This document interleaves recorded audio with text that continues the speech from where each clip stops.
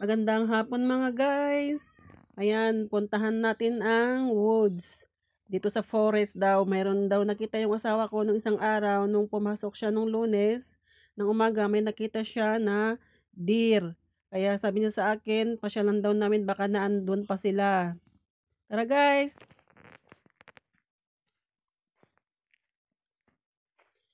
Ayan, pupunta na naman kami sa adventure.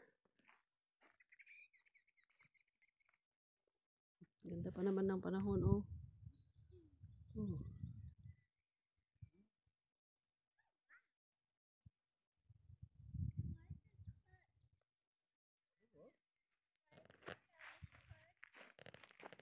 Mommy, what's this mushroom? Where? Here. Eat it, Daddy. Oh, maybe that is the mushroom that we are eating. Yeah, that is a mushroom that we are eating. May nakita kaming mushroom mga guys. Nauulam ba ito? Ayan oh.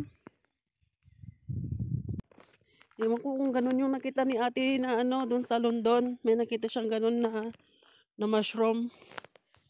Ayan mga guys. Tingin ako ng iba kung meron pa kasi ilan lang naman yung naandun. Oh. Meron daw mga ano dito, mga deer at saka rabbit. Hindi ako masyadong nakakita na ng malayo mga guys.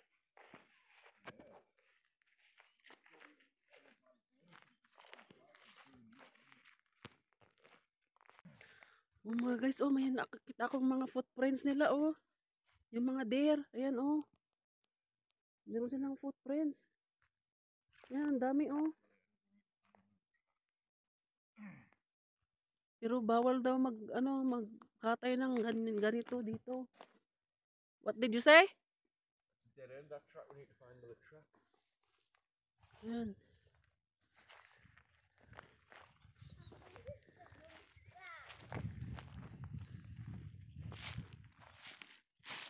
See, look at their steps. Marami daw mga usa dito, mga usa.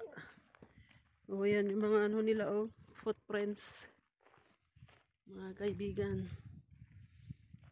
Dead end na doon, kalsada na doon.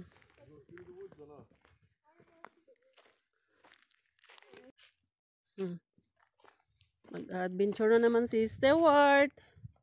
Yan ang kainaman dito kasi hindi ka matatakot pag pupunta ka dito sa mga ganitong ano woods. Sa Pilipinas kasi nakakatakot. Baka mamaya may ahas, ganyan. Oh, daming ano nila. Ayan yung footprints nila oh. Footprints ng usa. Ugsa ang tawag namin sa amin.